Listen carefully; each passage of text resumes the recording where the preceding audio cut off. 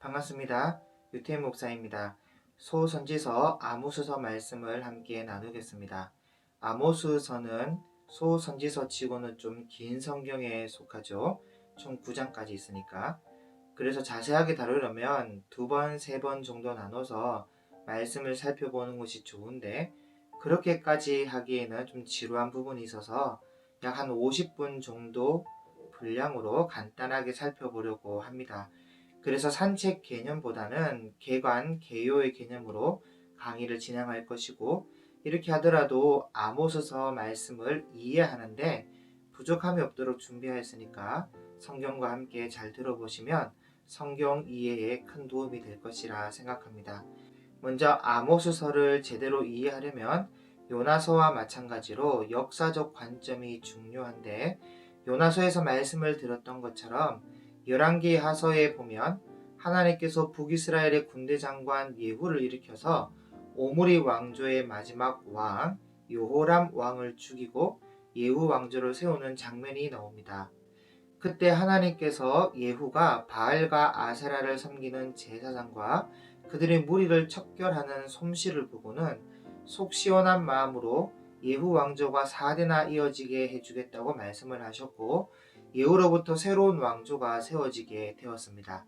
그러면 여러분 적어도 예후가 분별력이 있고 판단력이 있으면 자기가 무너뜨린 오므리 왕조를 따라가서는 안 되죠. 적어도 하나님의 명령을 따라서 자기 칼로 오므리 왕조를 무너뜨렸으면 오므리 왕조의 멸망 원인이 무엇이냐 그 정도는 분별할 수 있어야 했습니다. 그래서 그 길을 따라가지 말았어야 했는데 문제는 역사적으로 볼 때 예후는 오므리 왕조가 무엇을 잘못했고 왜 심판받아야 했는가를 전혀 몰랐다는 것이에요. 그저 요람 왕의 악한 행위로 심판받은 것으로 생각했거나 아니면 금송아지가 아닌 바알과 아세라를 섬겼기 때문에 심판을 받은 것으로 착각했을 가능성이 있습니다. 그래서 왕이 된 예후와 그 이후 모든 왕조는 느밧의 아들 여로보암의 죄, 금송아지 섬기는 죄를 그대로 가지고 가는 것을 볼 수 있어요. 하나님이 정말 원하시는 회개와 회복과 돌아옴이 전혀 이루어지지 않게 된 것이죠.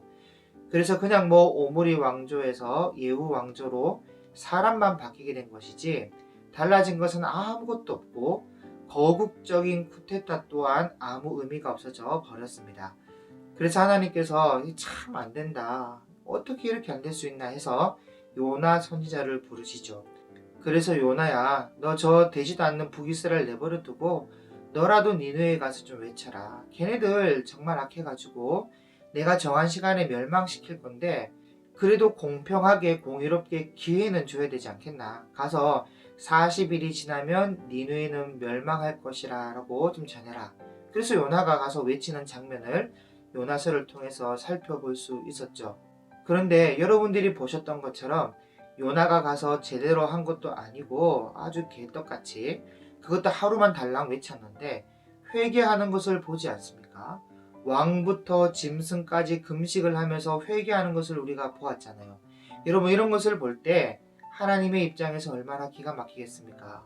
어떻게 이방 나라는 요나 같은 선지자가 하루만 그것도 애정도 정성도 없이 무성의하게 전해도 이렇게 회개하는데 너희는 500년에서 600년씩이나 예언자가 외치고 기적을 보여줘도 왜 회개를 안 하냐? 도대체 어떻게 된 나라냐? 하면서 하나님이 기가 막힐 거 아니겠습니까?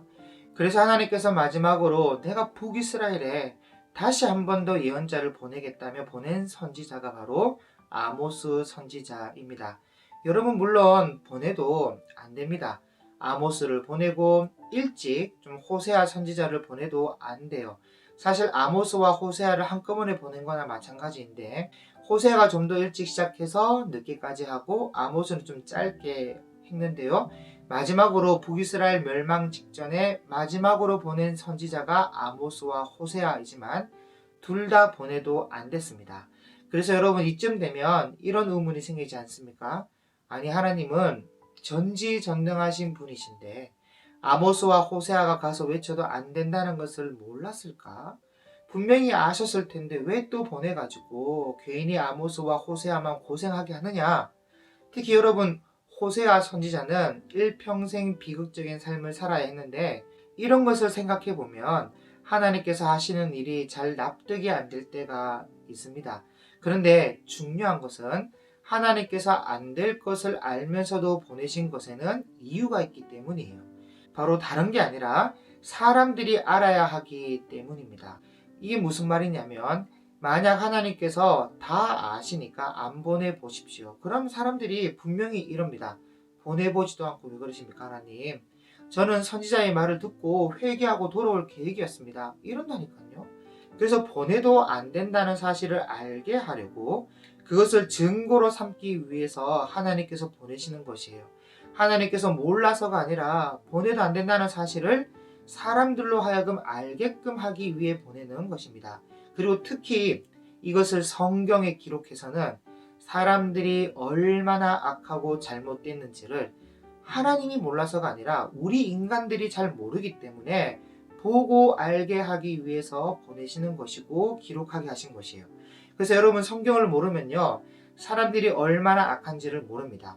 그렇기 때문에 성경에 보면 약 한 80%나 인간의 죄악성에 대한 재책, 권면, 위로, 회복의 말씀, 이런 말씀들이 기록되어 있어요.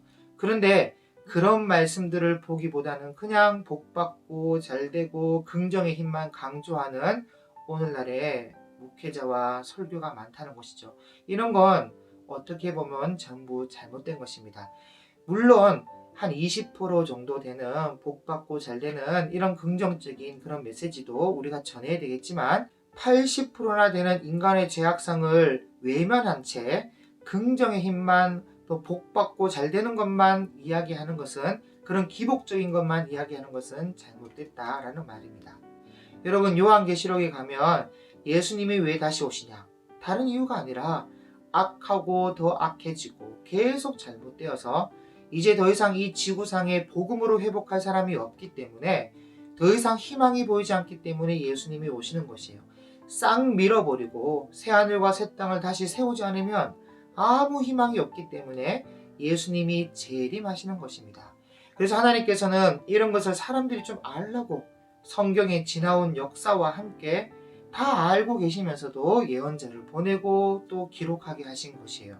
그리고 또 하나 있다면 이 제 경험입니다. 제 경험인데, 제가 결혼하기 전에 받은 예물 시계를 제가 잃어버렸다가 찾은 적이 있어요. 그때 너무 소중한 시계잖아요. 그래서 그 시계를 찾기 위해서요, 사무실, 책상 서랍 다 뒤져보고요, 집에 서랍 다 뒤져보고 그랬는데 시계가 없는 겁니다.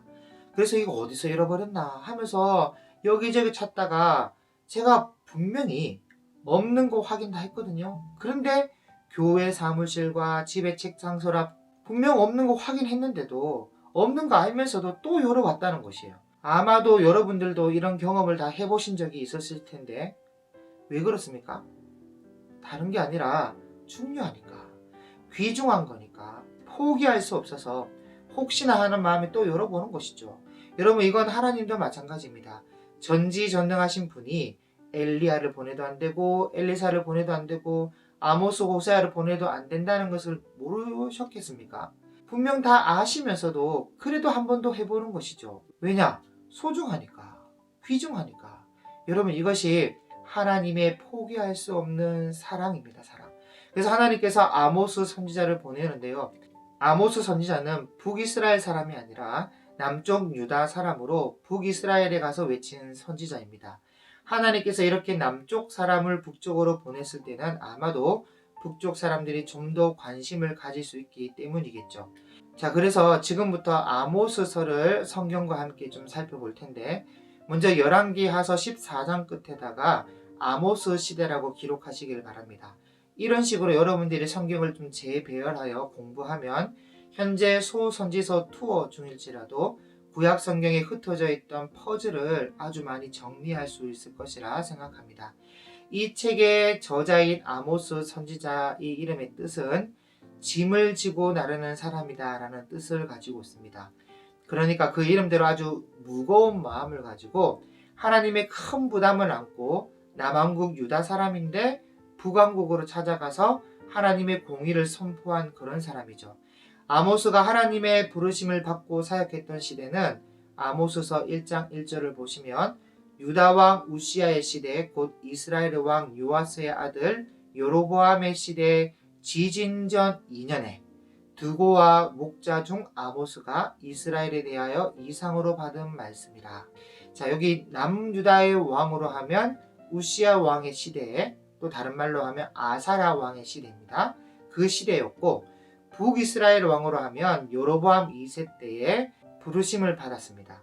말씀드렸다시피 이 여로보암 2세 때는 요나, 아모스, 호세아가 동시대에 사역을 했는데, 여러분 여기 1절에 지진전 2년이라는 말씀이 나오죠. 자, 이 말씀에 좀 줄점 그어 놓으시고, 이 말은 지진이 일어나기 2년 전에 아모스 선지자가 북이스라엘에 대한 말씀을 이상으로 받았다는 그런 말입니다.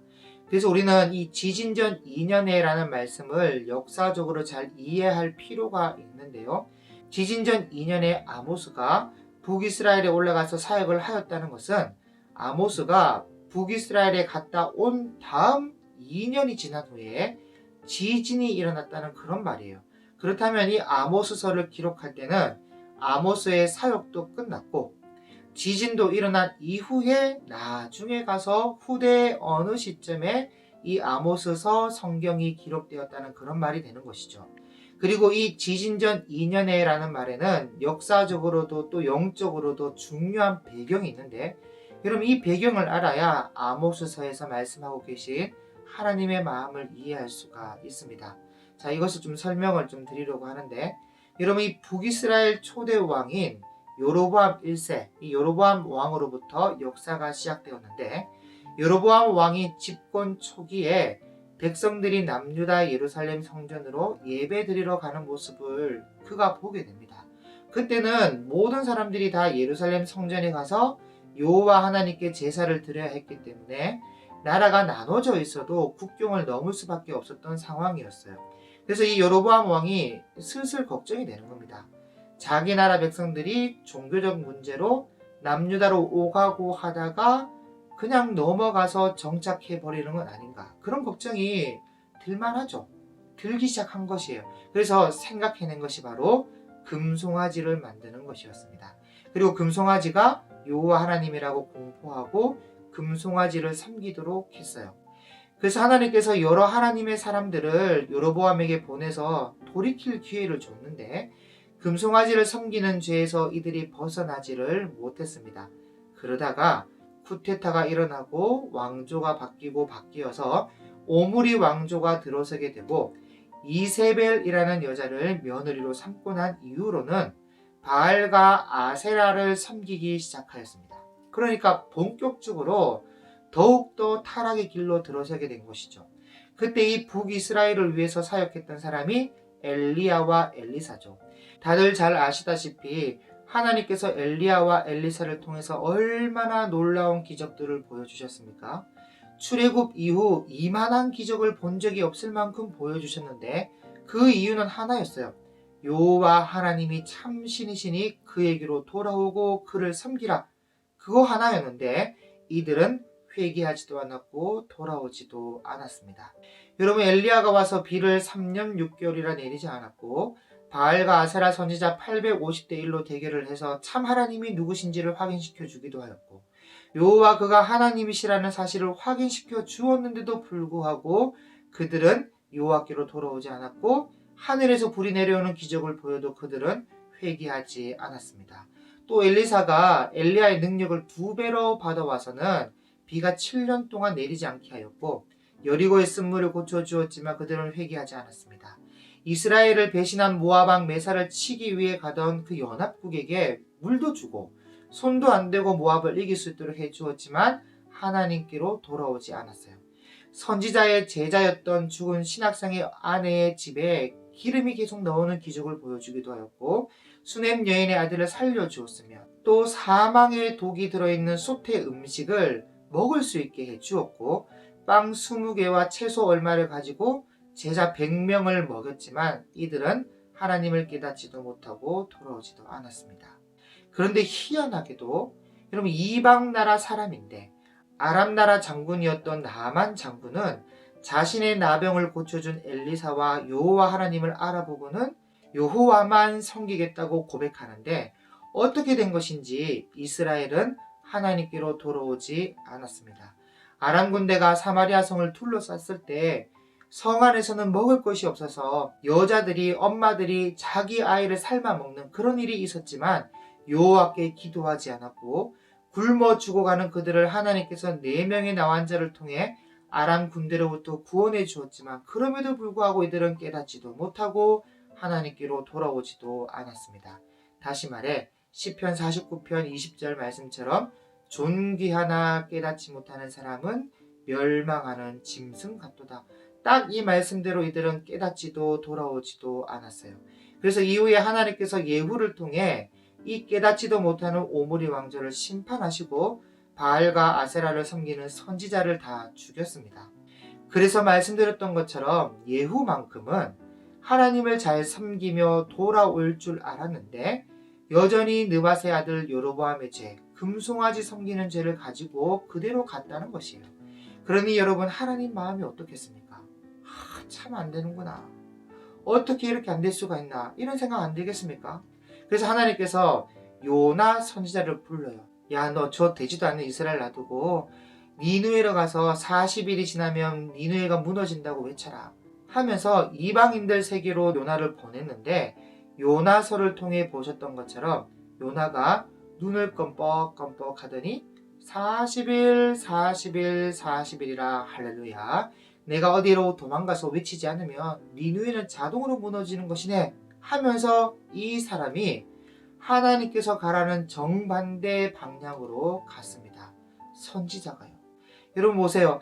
엘리야를 보내도 안 되고 엘리사를 보내도 안 되고 해서 그 되지도 않는 이스라엘 내버려 두고 너 가서 너 혼자라도 니누에 가서 외치라고 했는데 이 예언자마저도 거꾸로 가는 것을 보지 않습니까? 정말 기가 막히지 않습니까?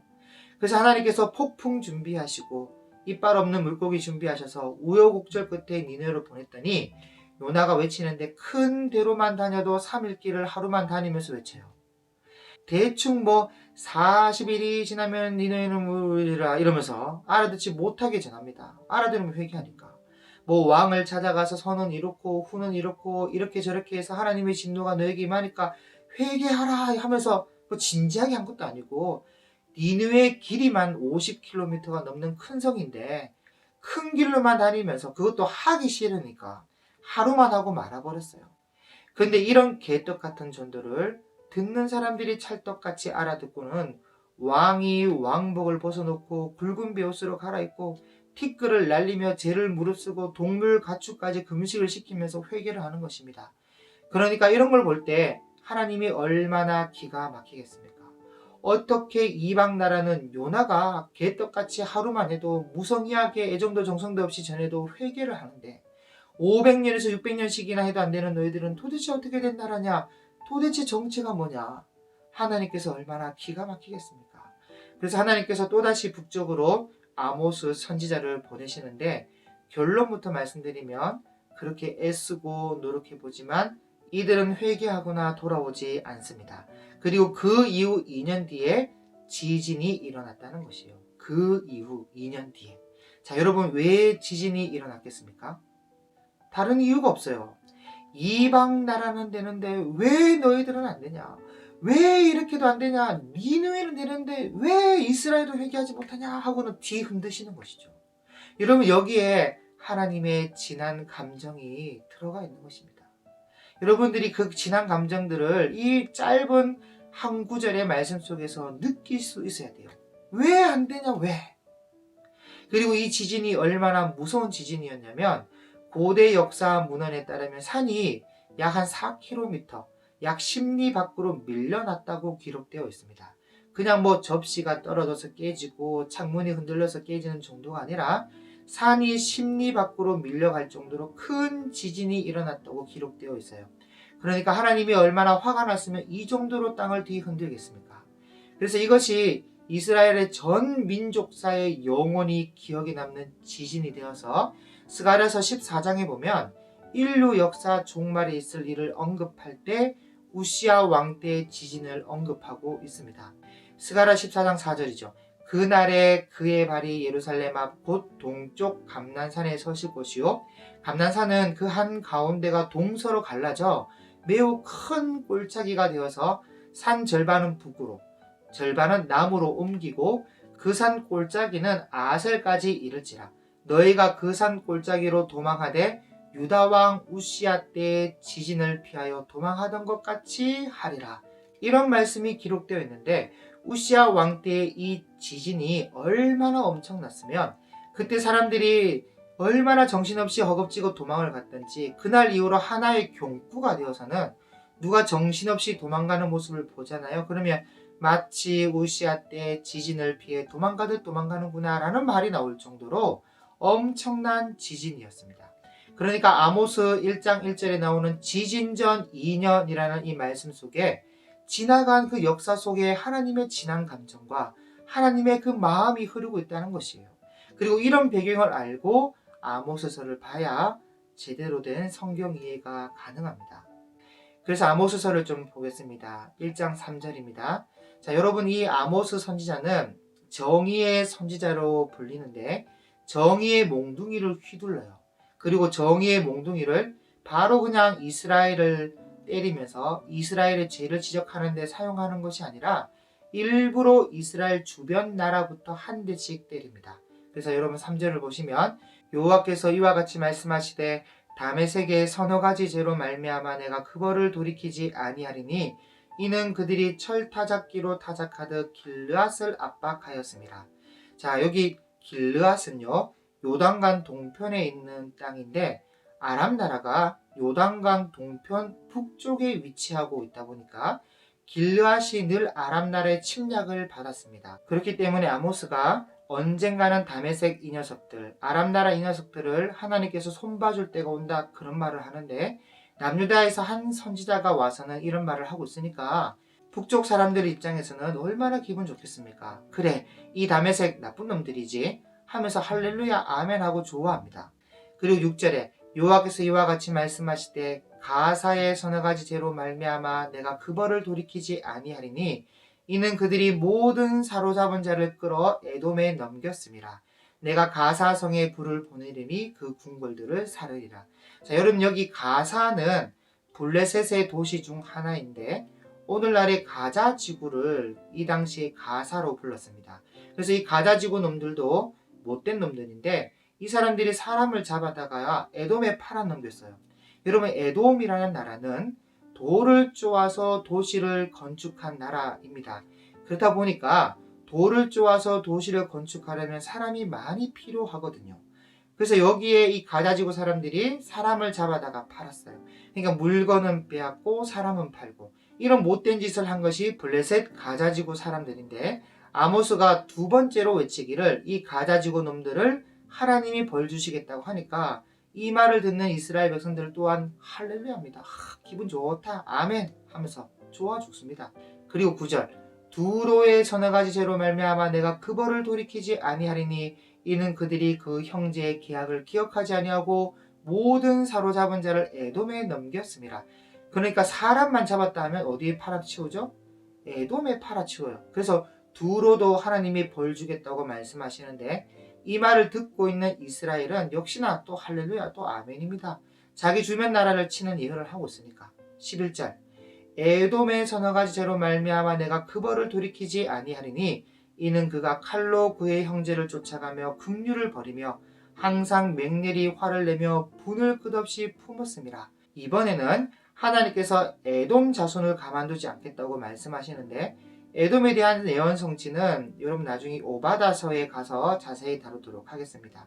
어쨌든 네 번째로 아모스가 에돔을 가만두지 않겠다고 하니까 이스라엘 백성들이 얼마나 기분 좋은지 역시나 할렐루야 아멘이에요. 계속 주변 나라를 때리니까 좋아 죽어요. 그 다음 13절 여호와께서 이와 같이 말씀하시되 암몬 자손의 서너 가지 죄로 말미암아 내가 그 벌을 돌이키지 아니하리니 이는 그들이 자기 지경을 넓히고자 하여 길르앗의 아이 벤 여인의 배를 갈랐습니다. 자, 이제 여기 암몬 나라를 치는데 이 암몬은 현재 요르단 수도 암만이 옛날의 암몬입니다. 그래서 하나님께서 암몬 사람들도 그냥 두지 않겠다고 말씀하시는데 그 이유가 이 암몬 놈들이 자기 지경을 넓히려고 심지어 아이벤 여인의 배를 갈라버렸습니다. 그래서 이런 악독한 짓을 했으니까 가만두지 않겠다고 말씀하고 계시는데, 역시나 이 예언을 듣고 있는 이스라엘 백성들은 행복해지고요. 할렐루야, 기분 좋다, 오늘 저녁 내가 쏜다 그러면서. 자, 2장 1절입니다. 여호와께서 이와 같이 말씀하시되 모압의 서너 가지 죄로 말미암아 내가 그들을 돌이키지 아니하리니 이는 그가 에돔 왕의 뼈를 불살라 죄를 만들었습니다. 자, 이제는 모압을 또 그냥 두지 않겠다고 하는데, 이 모압이 에돔 왕의 뼈를 불살라 죄를 만들어 버릴 정도로 잔인했다는 것이에요. 그래서 그냥 두지 않겠다고 이렇게 말씀하시는데, 자, 여러분 이런 예언을 지도로 좀 보면요, 전부 다 북이스라엘을 둘러싸고 있는 나라들을 치고 있는 예언이에요. 한번 지도를 한번 볼까요? 자, 여기 이스라엘 보이시죠? 제일 큰 동그라미. 이스라엘 바로 위가 두로고 바로 밑에가 가사입니다. 가자지구. 그리고 요단강 동편으로 넘어가면 길앗 지방인데, 그 지방 북쪽에 다메섹이 있고 남쪽에 모압이 있고, 그 바로 붙어서 오른쪽에 암몬 나라가 있습니다. 그리고 모압 바로 밑에가 에돔이죠. 그러니까 이스라엘을 둘러싸고 있는, 뺑 둘러싸고 있는 나라들을 하나하나 치는데 하나가 남았어요. 유다죠. 그래서 4절에 가면요, 남유다도 이제 치는데, 여호와께서 이와 같이 말씀하시되 유다의 서너 가지 죄로 말미암아 내가 그들을 돌이키지 아니하리니, 그러니까 남유다 예언자가 와서 남쪽 유다까지 한 방 먹이니까 듣는 이스라엘 입장에서는 얼마나 기분 좋겠습니까? 그것도 전부 자기 나라를 둘러싸고 있는 나라들을 한 방씩 먹이고 있으니까. 역시 예언자는 남유다 예언자가 제대로 된 예언자야 그러면서 좋아 죽어요. 이 유다의 서너 가지 죄로 말미암아 내가 그들을 돌이키지 아니하리니 이는 그들이 여호와의 율법을 멸시하며 그 율례를 지키지 아니하고 그의 조상들이 따라가던 거짓 것에 미혹되었습니다. 자, 그런데 여러분 여기 보니까 남유다를 정죄하는 말씀을 보면 뭔가 좀 다르다라는 것이 보이지 않습니까? 이방 나라, 다른 나라에 비해 이 남유다의 정죄의 죄질이 좀 다르다는 게 보이지 않습니까? 뭐 이방 나라는 윤리 도덕적으로 문제가 있어서 정죄를 당하고 있다면, 남유다는 하나님의 말씀으로 정죄를 당하고 있어요. 그래서 우리가 이 부분은 좀 꼭 알아야 하는데, 하나님은 저와 여러분들이 아는 만큼 또 배운 만큼 하나님은 많은 복을 우리에게 주고 싶어 하시고 주시는 분이십니다. 그런데 많은 복을 받은 만큼 또 한편으론 그만한 책임도 우리에게 있다는 것이에요. 하나님은 많이 받은 자에게 많은 것을 요구하고 계시기 때문입니다. 누가복음 12장 47절 48절에 주인의 뜻을 알고도 준비하지 아니하고 그 뜻대로 행하지 아니한 종은 많이 맞을 것이요 알지 못하고 맞을 일을 행한 종은 적게 맞으리라. 무릇 많이 받은 자에게는 많이 요구할 것이요 많이 맡은 자에게는 많이 달라 할 것이라. 그러므로 여러분, 우리 기독교는 유대교와 또 다른 줄 알아야 합니다. 남유다가 받은 정죄와 또 다른 정죄가 우리에게 분명히 있다는 것이에요. 그리고 장담컨대 우리 기독교에게 해당하는 죄질은 유대교보다 훨씬 더 수준 높은 죄가 해당됩니다. 왜냐하면 이 아모스 시대의 사람들의 죄라 해봐야 예수님도 모르고 십자가도 모를 때의 이야기라면, 우리는 지금 은혜라는 은혜는 다 받았고 성경이라는 성경은 다 가지고 있고 교육이라는 교육은 다 받아서는 엉뚱한 짓을 한번 해보십시오. 그럼 오늘 우리의 죄가 더 클 수밖에 없습니다. 그래서 히브리서 10장 28절 29절에 모세의 법을 폐한 자도 두세 증인으로 말미암아 불쌍히 여김을 받지 못하고 죽었거늘 하물며 하나님의 아들을 짓밟고 자기를 거룩하게 한 언약의 피를 부정한 것으로 여기고 은혜의 성령을 욕되게 하는 자가 당연히 받을 형벌은 얼마나 더 무겁겠느냐 너희는 생각하라. 뭐 대충 예수님 믿어서 천국 가면 되는 것이지 뭐 이런 식으로 쉽게 생각할 문제가 아니라는 것이에요. 아주 심각하게 우리 신앙을 돌아봐야 됩니다. 어쨌든 남유다까지, 남쪽 유다 사람이 자기 나라 유다까지 들먹이면서 하나님이 벌을 주신다고 하니까 이 북쪽 이스라엘 사람들은 좋아 죽어요. 할렐루야, 오늘 2차도 내가 쏜다 이러면서 좋아하는데, 자, 문제는요 2장 6절부터 보면 여호와께서 이와 같이 말씀하시되 이스라엘의 서너 가지 죄로 말미암아 내가 그 벌을 돌이키지 아니하리니 하면서 이스라엘에 대해서 말씀하시는데 이게요 9장까지 갑니다. 뭐 다른 나라 해봐야 다 한 3절에서 4절 정도면 끝나는데 이스라엘은 2장 6절부터 시작해서 9장까지 가요. 그러니까 앞에 다메섹이라든지 가자, 두로, 에돔, 암몬, 모압, 유다 이런 건 다 오프닝에 불과하고 진짜 본 게임은 2장 6절부터 시작이라는 것이죠. 그러니 이런 것도 모르고 그냥 뭐 주변 나라가 얻어맞을 때 아하 야 그 예언자 오늘 말씀 잘 전하시네. 아 오늘 저녁 내가 쏜다 이러면서 괜히 좋아한 것이죠. 그래서 여러분 우리 기독교도 좋아할 거 하나도 없습니다. 만약에 한국 교회의 서너 가지 죄로 인하여 하면서 창세기부터 시작해서 말라기까지 가면 어떡할 겁니까? 우린 더 심각할 수가 있어요. 그래서 남들이 책망받을 때 아하 하면 입을 크게 벌릴 것이 아니라 무슨 이유로 이런 책망을 받는지를 잘 보고 분별해서 따라가지 말아야 되는 지혜가 있어야 합니다. 그래서 이 북이스라엘의 죄가 무엇이냐? 잘 한번 배워보시길 바랍니다. 첫째, 부자들의 사치가 극에 달했습니다. 자, 2장 6절부터 보시면 이는 그들이 은을 받고 의인을 팔며 신앙컬레를 받고 가난한 자를 팔며 자 은을 받고 의인을 팔고 신발 한 컬레를 받고 가난한 자를 팔아넘겼다는 것이에요. 여러분 은을 받고 의인을 판 것은 가룟유다의 범죄죠. 똑같은 죄질이에요. 돈이 탐나니까 의로운 사람을 팔아치우고 가난한 한 사람의 값이요 신발 한 컬레밖에 안 돼요. 모든 것을 가늠하는 척도가 돈이었습니다. 돈이 바로 신이었어요. 여러분 오늘날도 이와 마찬가지로 사치가 점점 극을 향해 달려가고 있는 것을 우리가 볼 수 있지 않습니까? 명품 가방 하나 사기 위해 새벽부터 줄 서는 거 보십시오. 부자들의 사치란 말로 표현할 수가 없어요. 어느 모임이든 간에 명품 가방 하나 없으면 사람 취급도 받지 못할 만큼 사치스러워졌고 좋은 옷, 좋은 액세서리 없이는 직장 동료 하나 만나기가 힘들어진 세상이 되었습니다.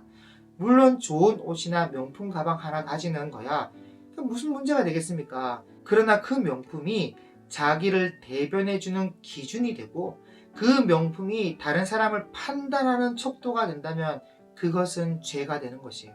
여러분 성경에서 해당하는 많은 죄가 여자들은 사치고 남자들은 교만과 음란입니다. 사치와 교만과 음란 이건 끝없이 나오는 예언자들의 질책의 주제예요. 그리고 공통적으로는 우상 숭배고 그래서 이런 것을 볼 때 아모스 시대나 오늘 이 시대나 물질주의와 향락주의가 온 세상에 만연되었다는 것을 확인할 수가 있습니다. 맘모니즘이에요. 돈이 우상이 되었어요.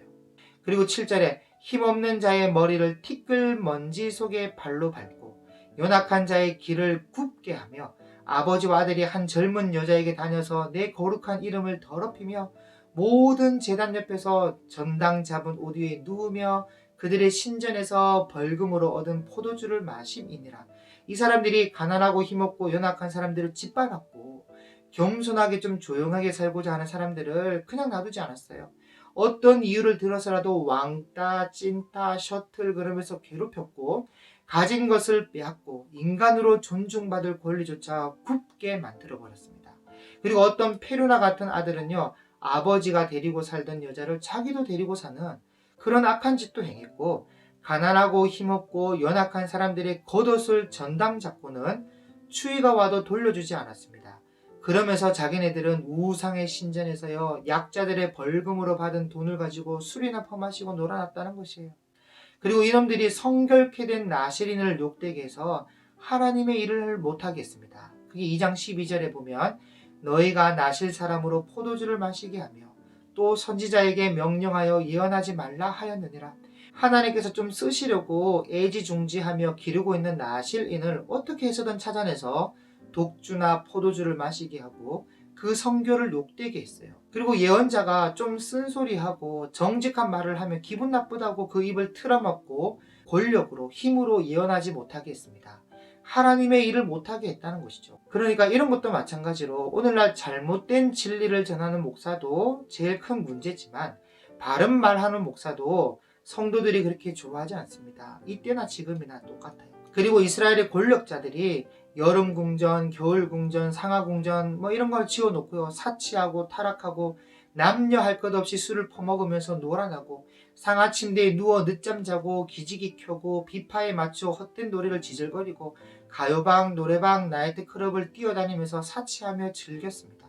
6장 4절에 상하상에 누우며 침상에서 기지개 켜며 양떼에서 어린 양과 우리에서 송아지를 잡아서 먹고 비파 소리에 맞추어 노래를 지절거리며 다윗처럼 자기를 위하여 악기를 제조하며 대접으로 포도주를 마시며 귀한 기름을 몸에 바르면서 요셉의 환난에 대하여는 근심하지 아니하는 자로다. 가난한 자를 학대하여 얻은 것으로 포도주를 만들고 컵이 아니라 대접으로 포도주를 퍼마시면서 귀한 기름을 몸에 바르며 아 좋다 하면서 환난도 근심도 없는 자처럼 술 퍼마시고 노래 부르고 늦잠 자고 기지개 켜고 그랬다는 것이에요. 그리고 이놈들이 가난한 자들을 학대하고 궁핍한 자를 압제하면서 형식적인 예배를 드린다고 아침마다 죄 없는 짐승만 주교됐습니다. 회개할 생각은 하지 않고 짐승만 갖다 바치면 끝나는 줄로 알고 대수롭지 않게 여겼어요. 그러면서 3일마다 11조를 드린다며 요란하게 떠들어댔습니다. 그게 4장 1절에 너희는 힘없는 자를 학대하며 가난한 자를 압제하며 가장에게 이르기를 술을 가져다가 우리로 마시게 하라 하는도다. 그러면서 4절에 보면 너희는 베델에 가서 범죄하며 길갈에 가서 죄를 다하며 아침마다 너희 희생을 3일마다 너희 11조를 드리며 누룩 넣은 것을 불살라 수은제로 드리며 낙헌제를 소리내어 선포하려무나 이스라엘 자손들아 이것이 너희가 기뻐하는 바니라. 수은제로 낙헌제로 예배 드렸으면 됐지 하면서 기뻐하며 온갖 죄악을 저지르는데 하나님은요 하나도 안 기뻐요. 11조부터 모든 헌금들을 전부 힘없고 가난하고 어려운 사람들을 학대하고 압제하여서 빼앗아서 드린 것인데 하나님이 기쁠 리가 없죠. 그냥 자기들만의 만족이야. 그래서 5장 12절에 하시는 말씀이 너희의 허물이 많고 죄악이 무거움을 내가 아노라. 너희는 의인을 학대하며 뇌물을 받고 성문에서 가난한 자를 억울하게 하는 자로다. 여기 성문에서 가난한 자를 억울하게 했다는데 이게 어느 정도였냐면 이게 8장 5절에 가면 나와요. 보시면 너희가 이르기를 월삭이 언제 지나서 우리가 곡식을 팔며 안식일이 언제 지나서 우리가 밀을 내게 할고 에바를 작게 하고 세계를 크게 하여 거짓 저울로 속이며 은으로 힘없는 자를 사며 신발 한 컬레로 가난한 자를 사며 찌꺼기 밀을 팔자 하는도다. 이런 식으로 정의를 쓴쑥으로 바꾸고 공의를 땅에 던지며 저울을 속여 부당한 이익을 취하고 찌꺼기 밀을 팔았습니다. 그만큼 가난한 자들을 억울하게 했다는 것이에요. 그리고 이런 부당 이익이 너무 탐이 나니까 월삭과 안식일이 다가오는 것을 귀찮게 여길 정도였습니다. 왜냐하면 장사할 수 없으니까. 그러므로 이러한 이스라엘에 대한 하나님의 대답은요. 물론 3장에도 그렇고 4장에서도 그렇고 5장, 6장, 7장 거의 매장마다 한마디로 벌을 받을 것이다. 대적에게 멸망할 것이다. 그런 말씀을 하고 있지만 진짜 중요한 것은 5장 21절에 내가 너희 절기들을 미워하여 멸시하며 너희 성회들을 기뻐하지 아니하나니 너희가 내게 번제나 소제를 드릴지라도 내가 받지 아니할 것이요 너희의 살찐 희생의 화목제도 내가 돌아보지 아니하리라. 내 노래소리를 내 앞에서 그칠지어다 내 비파소리도 내가 듣지 아니하리라. 오직 정의를 물같이 공의를 마르지 않는 강같이 흐르게 할지어다. 정의를 물같이 공의를 마르지 않는 강같이 도덕성, 정직성, 믿음을 회복하고 신뢰를 회복하고 공과 의를 행하는 진리를 찾는 자가 되라는 것이에요. 다시 말해 도덕성을 회복하고 여호와께 돌아오라는 것이죠. 그렇게 하지 않으면 너희 절기도 번제나 소제로 드리는 예배도 내가 받지 않을 것이고 비파 소리와 찬양의 고백도 내가 듣지 아니할 것이라는 그런 말씀을 하고 계신 것입니다. 그렇게 여러분 이 아모스 시대와 오늘날 우리가 살아가는 시대와 너무 흡사하지 않습니까? 이 사회를 살아가는 많은 그리스도인들의 삶과 이 아모스 시대와 너무 비슷하지 않아요? 마치 저는 아모스가 현장 취재한 것처럼 써놨다고 생각이 들 정도입니다. 오늘날 기독교인들이 아모스가 지적하던 그 죄악상대로 똑같이 타락해 가고 있거든요. 그러므로 우리는 분명히 알아야 합니다. 하나님이 원하시는 것은 무엇이 옳고 그른지를 분별할 수 있는 표준, 기준이 되는 성경을 일단 먼저 알아서 그 기준에 맞춰 정의와 공의를 행하고 도덕성을 회복하는 것이에요. 그게 하나님께서 원하시는 것이에요. 그저 믿는다는 형식적인 말과 예식보다도 정의와 공의를 행하는 행함이 있는 믿음을 가지라는 것이에요. 그리고 그렇게 하려면 반드시 우리는요, 성경으로 돌아가야 합니다. 성경을 알아야 돼요. 하나님께로 돌아가야 돼요. 하나님이 무슨 말씀을 하고 계시는지 알아야 행함이 있는 믿음을 실천할 수 있지 않겠습니까? 그래서 그 뜻을 알기 위해서라도 우리는 말씀으로 돌아가야 한다는 것이죠. 그래서 아모스 선지자는 이런 하나님의 마음을 알고는 그렇게 애가 타는 마음으로 입에 침이 마르도록 당장이라도 하나님의 불호령이 떨어질 것 같아 견딜 수 없는 심정을 가지고 찾아가서 외치고 있는 것입니다. 그것도 1장 2절에 보면 여호와께서 시온에서부터 부르짖는다는 것이에요. 그래서 그 소리에 초장이 애통하고 갈매살 꼭대기가 마를 정도로 그렇게까지 하나님께서 이들을 돌아오라고 부르짖어 찾고 계신다는 것입니다. 그런데 문제는 이들은 돌아오지도 회개하지도 않았다는 것이죠. 여러분들이 아시는 것처럼 하나님께서 온갖 방법으로 하나님으로 할 수 있는 최선의 방법으로 이 백성을 돌이키기 위해 비상수단까지 다 사용하셨습니다. 어떤 때는 비를 주지 않으므로 먹을 것이 사라지면 배가 고파서 돌아오겠지 하고 기근이 들게 해보기도 하고 엘리야를 보내고 엘리사를 보내서 온갖 기적을 보이기도 하고 또 곡식을 마르게 하는 재앙이나 깐풍기 재앙, 팥중이를 보내서 포도, 무화과, 감람나무를 다 먹게 해서 아무것도 남아있지 않다면 그때는 돌아오겠지 하는데 이들은 깨닫지도 못하고 돌아오지도 않았습니다. 아모스 4장 9절에 내가 곡식을 마르게 하는 재앙과 깐풍기 재앙으로 너희를 쳤으며 팥중이로 너희의 많은 동산과 포도원과 무화과 나무와 감람나무를 다 먹게 하였으나 너희가 내게로 돌아오지 아니하였느니라. 그리고 전염병을 보내서 애굽에서 행했던 것처럼 청년들이 죽으면 돌아오겠지 하고 재앙을 보내보기도 하고 이웃 나라를 보내서 전쟁으로 진영에 그 시체의 악취가 코를 찌르게 만든다면 죽음이 들어와 하나님께로 돌아오겠지 했지만 이들은 돌아오지 않았습니다. 여러분 사사시대는 그래도 어려움이 닥치면요 백성들이 구원자를 보내달라고 기도라도 했지만 패역한 이스라엘 백성들은 전혀 그렇게 하지 않았어요. 오히려 단과 브엘세바에 있는 금송아지에게 빌었습니다. 그리고 성읍 무너뜨리기를 소돔과 고모라 같이 해보았지만 이들은 돌아오지 않았습니다. 그래서 하나님께서는 아모스 선지자를 보내서 이렇게 외치게 하십니다. 보라, 날이 이르면 아수르 사람들이 올 것이다. 요나의 외침을 듣고 회개한 니느웨 아수르가 와서 너희를 징벌할 것이다.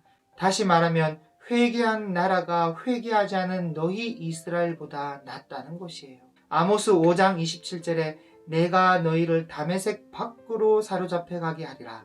그의 이름이 만군의 하나님이라 불리우는 여호와께서 말씀하셨느니라.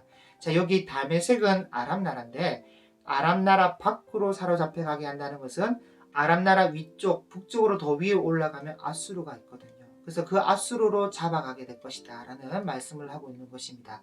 여러분 하나님께서는 사랑이 너무 커서 이들을 포기할 수 없기에 선지자를 보내기를 이름 없는 하나님의 사람들로부터 엘리야와 엘리사, 요나, 아모스, 호세아를 보내고 부지런히 또 보냈는데 이제는 더 이상 희망이 보이지 않는 것입니다. 그래서 이스라엘을 향해 하나님께서 이방인을 들어 징벌할 준비를 하고 있다는 것이에요. 날이 이르면 아수르 사람이 올 것이며 악한 백성을 모두 잡아서 다메섹 넘어 저 멀리 북쪽으로 잡아갈 날이 올 것이라고 아모스가 예언을 하고 있습니다.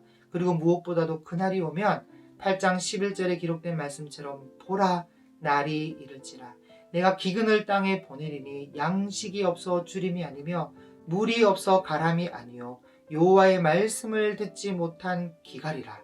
사람이 이 바다에서 저 바다까지 북쪽에서 동쪽까지 비틀거리며 여호와의 말씀을 구하려고 돌아다녀도 얻지 못하리니 그날의 아름다운 처녀와 젊은 남자가 다 갈아여 쓰러지리라. 결국은 아모스가 예언한 대로 아수르 사람들이 와서는 얼마는 죽이고 얼마는 사로잡고 얼마는 도망가고 해서 BC 721년에 사마리아가 함락되고 완전히 끝장이 나고 맙니다. 하나님께서 그렇게 눈동자같이 사랑하시던 이스라엘을 그렇게 심판하고 말았어요. 그러므로 아모스서를 정리합니다. 아모스 선지자의 시대 곧 여로보암 2세가 다스리던 시대는 부국강병책으로 경제가 든든히 세워진 시대였습니다. 사치가 극에 달할 정도로 풍요로운 시대였고 경제적으로 국민소득이 굉장히 높았던 시대였습니다. 물론 양극화 현상이 극에 달한 시대였지만 세상적인 눈으로 볼 때는 좋은 평가를 받을 수 있었던 그런 상황이었어요. 그러나 하나님의 기준에는 그렇지가 않지요. 경제만 부흥된다고 해서 하나님께 좋은 평가를 받을 수는 없어요. 왜냐하면 언제나 하나님의 기준은 하나님을 바르게 아는 것부터 시작을 해서 정의를 물같이 공의를 마르지 않는 강같이 흐르게 하는 그런 사회를 만드는 사람을 인정하시기 때문이죠. 물론 경제적인 부요함이 죄가 된다는 그런 말이 아닙니다. 적어도 우리의 삶이 공의와 정의를 저버려서는 안 되고 가난하고 힘없는 자들을 착취하여 쏘겨 빼앗듯이 부유함을 얻어서는 안 된다는 그런 말이에요. 오히려 그들을 돌아보고 나눌 수 있어야 하겠죠. 그렇기 때문에 무엇보다도 먹고 사는 문제, 경제적 부유함 이런 것을 우선시하기보다는 제일 먼저 성경을 배워 하나님을 알고 하나님의 뜻이 무엇이며 하나님이 기뻐하시는 삶이 무엇인지 아는 것을 우선시해야 한다는 것입니다. 왜냐하면 앞으로 점점 하나님의 말씀이 희귀한 세상이 올 것이기 때문이죠. 구하려고 돌아다녀도 얻지 못하는 때가 옵니다. 무슨 양식이 없어 주님도 아니고 물이 없어 가람도 아니에요. 솔직히 여러분 솔직하게 말씀드려 지금 현재 우리나라에서 굶어 죽을 일이 뭐가 있겠습니까? 간혹가다 사회보장법을 몰라서 굶어 죽는 사람들이 있어서 그렇지 실제적으로는 우리나라에서 굶어 죽을 일이 이제 없어요. 그래서 먹고 사는 문제 그런 것에 얽매여 있지 말고 말씀의 기갈이 오기 전에 하나님을 찾으시고 그의 말씀을 사모하며 하나님을 알아가도록 노력하시기를 바랍니다. 그 이후에 하나님이 복을 주셔서 우리가 경제적인 부유함을 누리는 것이라면 뭐가 그게 큰 문제가 되겠습니까? 그러나 무지한 가운데 얻게 되는 부유함은 반드시 하나님을 알지 못하도록 타락으로 이끈다는 것을 꼭 기억하시고 약 2800년 전에 기록된 아모스 성경이지만 경제적 부유함이 타락과 향락 쪽으로 가게 했다는 것을 역사와 성경이 증명해 주고 있다는 것입니다. 그래서 우리는 세상 것에 너무 마음을 두지 마시고 이스라엘 백성들처럼 내 잘 먹고 내 잘 살고 평안하고 밤새 포도주를 마시며 늦잠 자고 기지개를 펴면서 아 좋다 하기 위한 우리의 경제적 활동이 되지 않기를 소망합니다. 데살로니가 5장 3절에 그들이 평안하다 안전하다 할 그때에 임신한 여자에게 해산의 고통이 이름과 같이 멸망이 갑자기 그들에게 이르리니 결코 피하지 못하리라. 늘 깨어 근신해야 하는 이유가 여기에 있다는 것이에요. 그리고 마지막으로 오늘 아모스서를 통해 꼭 생각해 봤으면 하는 것이 있습니다. 그것이 무엇이냐면 여러분 하나님은 항상 포기하지 않는 사랑으로 예언자를 보내셨다는 것이에요. 그냥 죄악을 따라 바로 즉결 심판을 해도 되고 할 수도 있었지만 하나님은 먼저 인격적으로 대화로 풀어가길 원하시기에 사람을 보내셨다는 것이고 회개하고 돌아올 것을 권면하고 있었다는 것입니다. 그래서 좋은 신앙이란 무엇이냐? 하나님께서 이렇게 하실 때에 빨리 깨닫고 돌아오는 것이에요. 스스로 악을 버리고 선을 선택하고 자원하는 마음으로 하나님의 뜻을 실천하려고 애를 쓰는 것, 이것이 좋은 믿음이고 좋은 신앙입니다. 그래서 여러분 예수님께서 이렇게 말씀한 적이 있습니다. 너희가 무엇을 보려고 광야로 나갔더냐? 부드러운 옷을 입은 사람을 보려고 나갔더냐? 부드러운 옷을 입은 사람은 왕궁에 있지 아니하냐? 그러면 너희가 무엇을 보려고 나갔냐? 선지자냐? 그래 옳도다. 선지자라면 진짜 선지자가 세례 요한이지. 여자가 낳은 자 중에 세례 요한보다 더 큰 이가 일어남이 없느니라. 그러므로 여러분께 여쭙니다. 여러분들은 무엇을 바라고 교회에 오십니까? 무엇을 바라고 매일 성경을 하십니까? 좀 더 잘 살고 좀 더 잘 되고 좀 더 성공하기 위해서입니까? 아니면 구원받아 천국 가기 위해서입니까? 여러분들은 무엇을 보려고 광야에 나가신 것입니까? 이 질문에 한번 깊이 생각해 보시고 여기에 진지하게 대답해 볼 수 있기를 주님의 이름으로 축복합니다. 감사합니다.